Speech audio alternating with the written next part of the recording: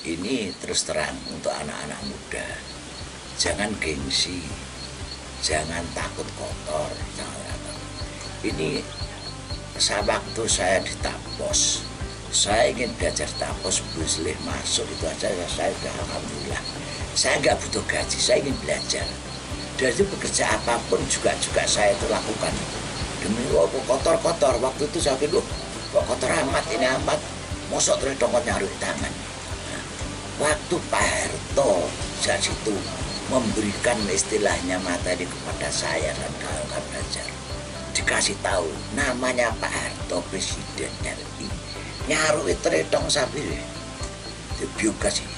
Dia biasa. Sekarang bayangkan, Pak Harto saja dia sangat ahli menguasai sapi itu, sampai dari detail makanan sampai itu jadi biogas, sampai jadi ini sampai namanya Presiden RI. Wis gak ada dikalahne Sugih ngepol, yang ngepol jabatannya ngepol. Ini dia kandang memberikan kepada saya itu dia loko-lokoan itu enggak. Jadi tretok itu caru gitu anu. Ini caranya gini, gini, enggak pakai alat, enggak pakai apa. Sekarang bayangkan seperti itu. Kita kan harus bisa bertolak ukur seperti itu. Tolak ukur seperti itu. Lah dia kayak roem. Wis podo anu. Nah, ini sudah enggak anu. Contoh sebagai contoh aja lah. Waktu saya di Tapos itu dikasih materi oleh Pak Harto, diberi pengarahan sampai Pak Harto terhitung sapi yang baru itu juga yang lama yang ada biogas itu caruh di tangan sendiri, cari sendiri itu. Bayangkan udah seperti itulah, itu sebagai patokan anak muda sekarang. Masa saya rakyat sih nom-nom senengannya kurang necis tak orang ketigayan gitu ya. Ini maaf ini itu yang pengalaman saya dari Tapos itu seperti itu.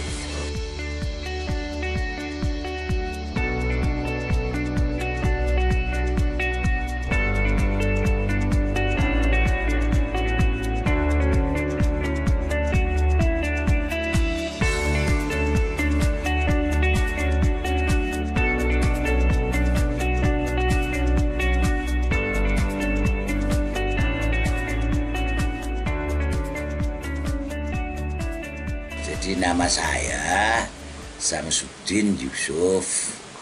Saya peternak.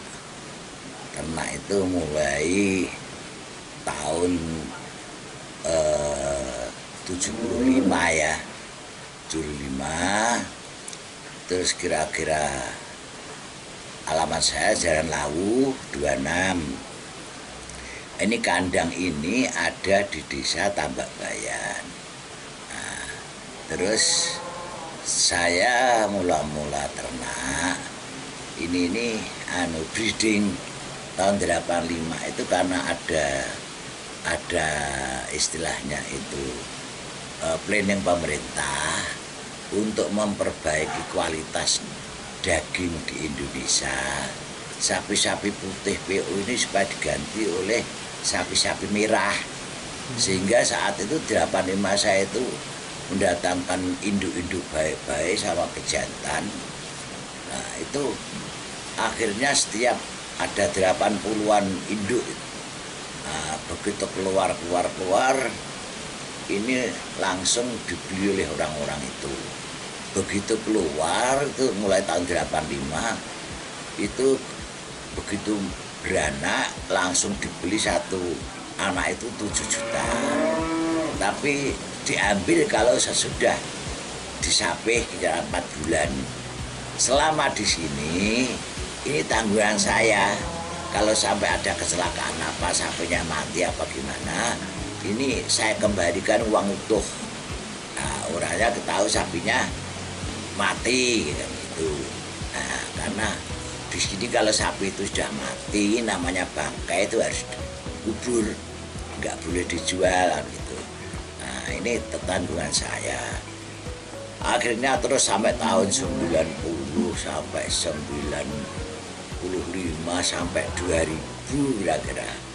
Itu sudah mulai pemasaran sapi merah itu surut. Karena sudah, apalagi sekarang ini sapi itu sudah merah semua. Malah mencari sapi putih itu sulit. Sapi putih sulit. Nah, jadi itulah awal dari pada breedingnya sini sekitar tahun 75, 85 mulai itu. Nah sekarang ini breedingnya juga masih ada, kira tinggal 30 sapi bagaimana. Nah, tapi jarang orang beli untuk konsumsi sendiri. Terus sekarang saya oper dengan penggemukan. Nah, penggemukan ini ada dua macam sini. Penggemukan yang jangka panjang itu istilah anggaran makannya minim, satu sapi tidak boleh lebih dari 10.000, tidak boleh 10.000. Jadi makannya cukup itu, ada rumput, ada jerami, ada air, ampas sama katul-katul murahan gilingan itu. Udah kasihkan situ, sapi sudah kasih makan tadi, Mas sudah tahu sendiri itu. Nah itu biasanya anggarannya satu hari sekitar 8.000. Sekarang jadi satu tahun itu kira-kira cuma membutuhkan biaya 3 juta. Nah ini nanti kalau anaknya itu sudah bisa disape, ini dicencang sendiri untuk apa itu, kalau jantan dicencang sendiri untuk konsumsi sendiri daging. Nah, kalau betina dan itu baik, itu kita teruskan sebagai indukan. Nah, sini ini masalah pembuangannya sapi itu ya untuk konsumsi toko daging sendiri, dan kadang-kadang kalau Jakarta telat diambil oleh orang Jakarta. Ini istilahnya apa ya, untuk sapi itu terbeli dari pasar. Kalau sapi itu istilahnya makannya baik, sapi yang masih kurus, ini kita gemukan. Kalau sapinya itu sudah gemuk, nah udah langsung disembelih. Jangan tanya kalau masih ada kurang gemuk, masih bisa diisi, makannya baik, itu kita gemukkan. Gemukan ini jangkanya nggak panjang, cuma 3 bulan maksimum ini. Nah, ini makanannya lain dengan yang tadi. Kalau ini makan agak mahal karena dipacu untuk mereka cepat gemuk. 3 bulan harus sudah gemuk. Jadi ada fermentasi, kita buat fermentasi yang bahannya itu juga ada dari katul, dari istilahnya ampas tahu, ada dari unsur kedelai, ada dari gaplek, ada ketela. Nah, itu ada seperti itu penggemukan maksudnya cuma 3 bulan itu. Sudah 3 bulan ya udah kita sembelih atau mungkin diambil oleh orang Jakarta gitu.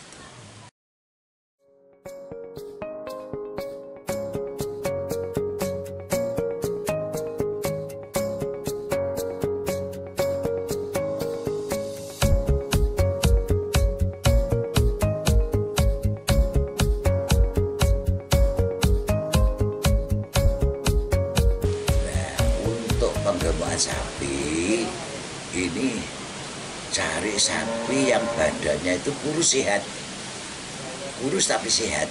Nah, syukur dari asli sana itu kurusnya kurang makan, ini cepat sekali dia kasih jadi kurus sehat. Nah ini kita bersihkan perutnya, habis itu nah ini kira-kira sapi itu betul-betul yang ragangannya besar. Ragam besar itu sapinya balungan gede, tapi dia masih kurus, tapi sehat. Ini jangan sampai keliru, nanti kurus penyakit, nah ini malah buang uangan gitu ya. Kurus sehat, ini istilahnya itu cepat gitu. Terus dia cari sapi yang betul-betul ini diisi itu masih butuh banyak. Jadi seumpama kita beli karena kurus, beratnya itu kira-kira cuma 6 kintal. Ini 1 hari itu bisa tambah 1 kilo. 1 kilo. Nah 1 kilo ini 1 bulan bisa tambah 30 kilo. 3 bulan sudah 90 kilo. Nah ini kalau diperpanjang lagi masih butuh isinya banyak lagi. 1 kilo lah, ini bayangkan kalau sapi hidup sekarang per kilonya 50.000, ya dah. Tambah 1 kilo itu kalau bukan peternak yang istilahnya itu apa betul-betul profesional sulit untuk kalau ada bilang 1 kilo lebih itu bohong. Nah, seperti 1 kilo sudah hebat satu hari tambah 1 kilo. Nah ini bayangkan 1 hari 40 kilo. 1 hari 1 kilo. Ini kan 50.000 uangnya. Nah tinggal makanannya anggarannya berapa? Nah kalau dipakai anggaran 30 ya untungnya tadi kan cuma 20. Kalau dia bisa menekan cuma 1 hari cuma 10.000, kan 40.000 1 hari keuntungan sapi. 1 bulan sudah 1 juta lebih. Nah tinggal berapa sapi kan gitu ya. Tinggal berapa sapi. Jadi kalau pembelian benih itu harus betul-betul hati-hati. Cari yang betul-betul sehat. Hafal itu kira-kira makannya itu istilahnya drembo gitu ya. Istilah makannya itu rakus ini yang dikasih itu ya. Yang dikasih. Nah biasanya kalau dimakan itu sudah dibersihkan loh kok kurang rakus. Ini biasanya saya tradisional nggak perlu suntik-suntikan, kita berikan jamu ya. Jamu itu ada jamu. Kalau nggak sendiri bisa bangsanya polo pendem untuk nafsu makan tuh. Tapi istilahnya itu kalau di toko ada beli istilahnya gemua, terus satu drembo untuk nafsu makan itu ada gitu. Jadi saya memang anggaran rendah tapi butuh hasil yang optimal. Jadi punya itu dibarengi dengan omongan saya tadi. Jadi tetap istilahnya itu anggaran sebanyak mungkin. Sebenarnya penggemukan itu jelas 1 hari kalau baik itu 1 hari ada penambahan 1 kilo. Kalau baik loh ini. Kalau ada orang-orang bilang 1 kilo lebih 1 hari 2 kilo 1,5 kilo bohong itu enggak itu. Rata-rata yang sini itu biasa 8 on ada 1 kilo sudah hebat istimewa. Itu hebat istimewa, jadi enggak berlebihan lah gitu ya. Nah sekarang kalau makanannya itu kasih makan mahal, maksimum keuntungan 50.000 untuk makannya, beli makan aja 1 hari 50.000. Untungnya dari mana? Nah, sapi tambah gemuk tapi anggaranmu kiro, anak birai nggak bekerja ini istilahnya membuat kesenangan gitu ya. Kesenangan malah saya itu pernah pedet itu saya kasih minumnya khusus tapi untuk saya konsumsi sendiri. Saya pernah baca itu daging yang paling enak itu daging yang sapi itu minumnya dari bir. Saya pernah sapi saya itu umur kira-kira belum ada 1 tahun, kita kasih makanan itu khusus itu minumnya bukan bir tinggi operasional, tapi memang aku cuma mencoba, ada saya untuk konsumsi tidak saya jual. Tapi ya memang dagingnya enak, tapi enaknya nggak berlebihan lah, ya cuma empuk memang gitu aja, sebenarnya nggak gitu kasih makan. Minum bir itu juga ada, tapi sesudahnya.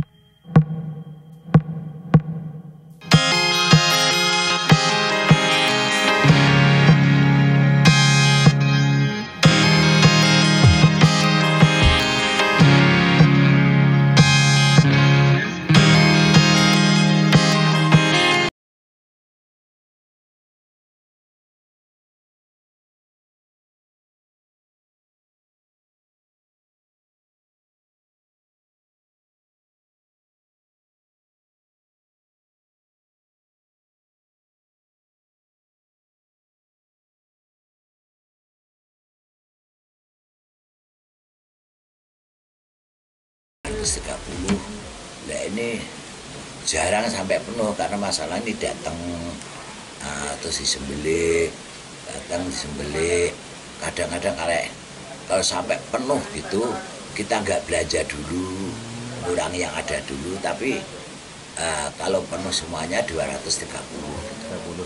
Ya 230 breeding sama penggemukan breedingnya itu kira-kira cukup untuk 80 sapi, ini 2 tempat ini. ada 40 sapi nggak tahu penuh ya. Yang untuk penggembalaan itu 156. Nah, itu 78 37 kali 38 kali 4. Nah, jadi 100 berapa itu?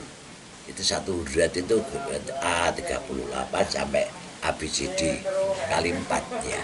Jadi 100 berapa itu? 38 kali 4 itu 152. 2 sama 80. Nah, 232 Mas. Nah, produksi daging yang baik itu adalah produksi daging yang lemaknya sedikit. Nah, lemaknya sedikit. Jadi katakan hampir itu lemaknya sedikit dan persentasenya besar gitu ya. Jadi kalau sapinya sapi jenis limusin itu saya kerakasnya dagingnya itu bisa keluar 50% dari berat badan. Jadi kalau sapi itu beratnya 8 kental, ini dagingnya bisa 4 kental. Tapi kalau sapi putih sapi lainnya cuma 30%. 8 kental paling-paling keluar cuma 2,5 kental. Di sini perbedaannya. Dan sapi jenis limusin ini biasanya kandungan lemaknya rendah, dia hampir nggak ada lemaknya. Syukur dibarengi oleh makanan-makanan yang banyak unsur hijaunya. Nah, jadi katolnya nggak perlu banyak, ini yang bisa, karena katol banyak mencetak lemak gitu ya. Ya, jadi jenis untuk daging memang seperti proyeknya pemerintah, planningnya pemerintah dulu. Sapi merah ini masalahnya memang kandungan lemaknya rendah gitu ya. Rendah lain dengan sapi putih dulu, dagingnya sudah sedikit, lemaknya tinggi, kulitnya tebel gitu ya, Nah, ini aneh seperti itu. Jadi sapi merah itu kan banyak macam, ada limusin, ada simental, ada angus, ada brangus. Nah, kalau orang mengatakan banyak umum sapi Brahman, itu cuma latah aja lah. Sapi Brahman itu hasilnya sapi putih. Brahmana. Kalau merah itu ada limusin, ada simental, ada angus. Nah, kalau orang luar biasanya nggak ngerti sapi ini Brahman kan gitu ya, nggak ngerti Brahman itu asli itu sapi putih, istilah turunan Brahmana gitu ya.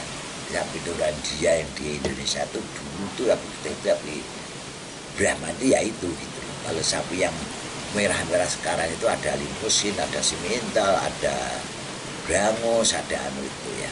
Itu jadi kandungan lemak yang paling rendah, dagingnya banyak, itu ada jenis merah, jenis limusin. Cari bibitnya kalau bisa itu. Limusin ini dagingnya bisa mencapai 50% dari berat badan. Kalau sapi yang putih itu biasanya cuma 33%. Dan kandungan lemaknya tinggi. Nah, ini ada seperti itulah.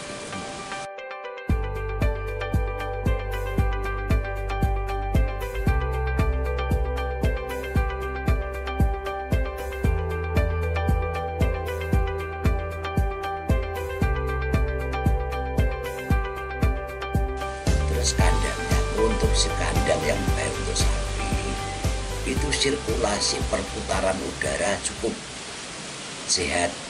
Contoh seperti kandang sini, angin mau masuk berapapun kan masuk ya, sirkulasi buang berapa buang. Terus kalau bisa jangan sampai dia itu tidak kena sinar matahari.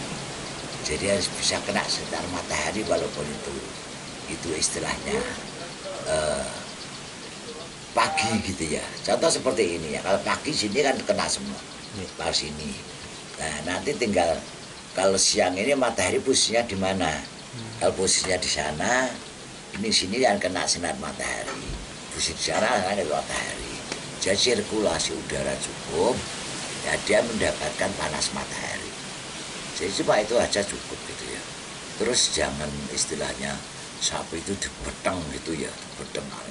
Bukalah gitu ya, bukalah seperti kandang seperti ini gitu. Enggak nggak diungkep lah gitu ya, nggak diungkep gitu. Karena habitatnya sapi itu dari sononya itu di hutan dia apa aslinya dulu ya liar seperti itu, dia bebas gitu itu ya.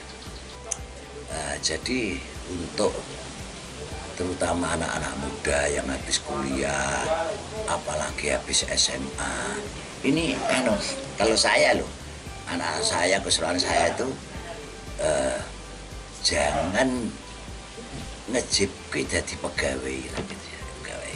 Karena saya keluaran dari pondok. Saya itu dari tadi Pondok Gontor. Kiai saya dulu Mas Hal, jangan mengharapkan jadi pegawai. Cobalah kamu keluar dari sini.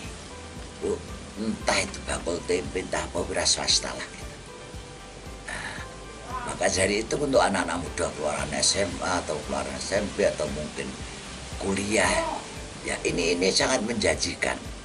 Tapi butuh ketekatan, kemauan. Karena anak sekarang maaf ini biasanya maunya yang bersih-bersih, gajinya tinggi, kalau kita akhirnya kotor gitu ya, maunya wegah, terus gengsi ini. Kalau sudah mau kerjanya gengsi ya udah, sudah nggak ada ininya. Kalau saya dulu itu pendidikan saya dari Pondok Gontor, jadi ya di sana sudah dididik untuk betul-betul berwira swasta. Berwira swasta jangan diharapkan jadi pegawai negeri. Waktu itu Gontor tidak mencetak untuk santri-santri siswa-santri negeri. Gontor tamat sudah dari tamat ya melakukan jasa. Aisyah, jadi kalau pekerjaan berwira swasta lah gitu. Entah apa, bakul tempe, bakul tahu, entah apa wira swasta lah terutama. Karena seperti itu. Jadi maaf, jadi jangan ngejip nih jadi pegawai negeri. Jadi ciptakanlah lapangan kerja sendiri. Jangan mencari pekerjaan di pemerintahan dalam istilah jadi pegawai negeri. Saya sangat menyayangkan itu ada pegawai negeri sudah punya lahan sawah dijual untuk biaya jadi pegawai negeri. Ini maaf saya agak apa ya, terenyuh gitu loh. Kenapa aku nggak ada kemauan seperti itu? Kalau saya maaf ini sudah termotivasi oleh dunia pendidikan saya gitu. Jadi di Pondok Gontor saya kembali katakan tadi sudah seperti itu. Tidak boleh jadi pegawai negeri. Jangan mengharap, jangan mengharap untuk jadi pegawai negeri. Tapi ciptakanlah lapangan pekerjaan sendiri. Entah kamu itu apa, lu ciptakan apa. Jadi awal saya itu nggak punya sudah. Begitu Gontor selesai kuliah ya udah kita menggali sendiri apa yang ya bisa gitu. Saya juga belajar di mana-mana. Terus akhirnya 1-2 ya sapi kita coba depan.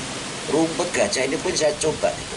Tengah-tengah kemarau di rumah sahabat kulutan ada benih rumput gajah, tatam saya cor yang itu. Berapa bulan ini saya baru saya kembangkan. Jadi saya